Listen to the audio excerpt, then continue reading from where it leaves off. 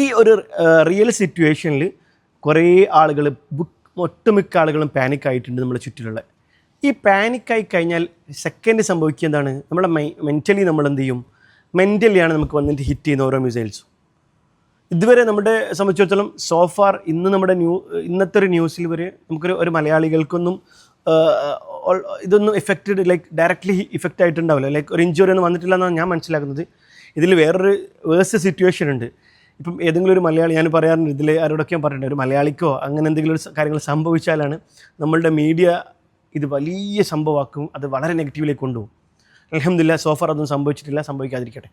So ഇപ്പം ഈ സിറ്റുവേഷനിൽ നമുക്ക് ആസ് എ ലീഡർ നമുക്കിത് മാനേജ് ചെയ്തേ പറ്റുള്ളൂ.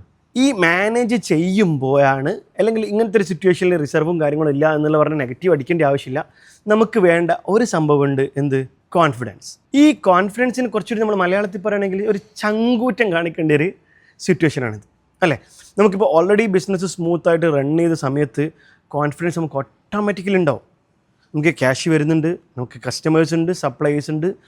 പക്ഷേ ഇതൊന്നും ഇല്ലാത്ത സമയത്തും, നമ്മുടെ കയ്യിൽ ഒന്നുമില്ലാത്ത സമയത്തും, നമുക്ക് വളരെ വേസ്റ്റാണ്, നമ്മുടെ സറൗണ്ടിങ്സും സിറ്റുവേഷൻസും വേസ്റ്റായ സമയത്തും ഏറ്റവും കോൺഫിഡൻ്റ് ആയിട്ട് ഇതിനെ മാനേജ് ചെയ്യുക എന്നുള്ളതാണ് ആസ് എ ലീഡർ നമ്മുടെ റെസ്പോൺസിബിലിറ്റി. നിങ്ങൾക്ക് ഈ സിറ്റുവേഷനെ, സിമിലർ സിറ്റുവേഷൻ നമ്മൾ കോവിഡിൽ വന്നപ്പോൾ സംഭവിച്ച കേസ് സ്റ്റഡീസ് ആയിട്ട് നിങ്ങൾ കമ്പയർ ചെയ്യണം. കോവിഡിലും ഇതേ സംഭവമാണ്. ഇപ്പം തന്നെ നമ്മൾ കുറേ ആളുകൾ, നമുക്ക് ഫസ്റ്റിലത്തെ ഒരു 1 വീക്ക് ഇറ്റ്സ് ഒക്കെ നമ്മൾ പാനിക്കായി, അല്ലെങ്കിൽ സെക്കൻഡ് വീക്കും ഒക്കെ അതിനിടയിൽ റമദാനാണ്, ഇവിടെ എനർജി നമുക്ക് ഓട്ടോമാറ്റിക്കലി ലോ ആണ്, അല്ലെങ്കിൽ പിന്നെ നമ്മുടെ സ്പിരിച്വലി നമ്മൾ കുറച്ചുകൂടി ഇൻവെസ്റ്റ് ചെയ്യുന്ന ടൈമാണ്. നിങ്ങൾ നോക്കൂ, കമ്പയർ ടു അതർ റമദാൻ, ഈ റമദാനിൽ നമുക്ക് സ്പിരിച്വാലിറ്റി കൂടുകയാണോ ചെയ്തത്, കുറയുകയാണോ ചെയ്തത്? ജസ്റ്റ് ഒന്ന് കമ്പയർ ചെയ്ത് നോക്കൂ. പലർക്കും സിറ്റുവേഷൻ വന്നതുകൊണ്ട് ഈ സമയത്താണ് ആക്ച്വലി ഏറ്റവും കൂടുതൽ കൂടേണ്ടത്, അല്ലേ? പക്ഷേ ഭൂരിഭാഗം ആൾക്കാർ കുറയുക ചെയ്തിട്ടുണ്ടാവുക. കാരണം ഒന്നിലും ഫോക്കസ് ചെയ്യുന്നില്ല, കാരണം നമ്മൾ ഫ്യൂച്ചറിനെ കുറിച്ച് ഭയങ്കര കൺസേൺ ആണ്. നിങ്ങളത് ആലോചിച്ച് നോക്കൂ, പാസ്റ്റ് ഈസ് ഡൺ, അത് കഴിഞ്ഞു, നമുക്കൊന്നും ചെയ്യാൻ പറ്റില്ല. ഫ്യൂച്ചർ എന്നുള്ളത് എപ്പോഴും ഒരു അൺസർട്ടനിറ്റി അല്ലേ?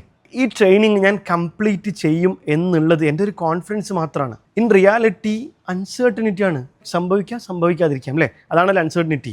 ഈ ഫ്യൂച്ചർ എന്നുള്ളത് നാളെ എന്ത് സംഭവിക്കും എന്നുള്ളത് നമ്മുടെ കയ്യിലില്ല. നാളെ ഇതിനേക്കാളും വലിയ ഓപ്പർച്യൂണിറ്റി നമുക്ക് വരാതിരിക്കാം. ഈ ഒരു ശുഭാപ്തി വിശ്വാസമാണ് മനുഷ്യനെ മുന്നോട്ട് നയിക്കുന്നത്, ലോകത്തെ മുന്നോട്ട് നയിക്കുന്നത്. അപ്പം ഈ അൺസർട്ടനിറ്റി എന്നുള്ളത് ഒരു റിയാലിറ്റിയാണ്. ഇത് നമുക്ക് മാത്രം വരുന്നല്ല, ഓരോരുത്തർക്കും ലൈഫിൽ ഓരോ പോയിന്റിലും ഈ അൺസർട്ടനിറ്റി വന്നിട്ടുണ്ട്.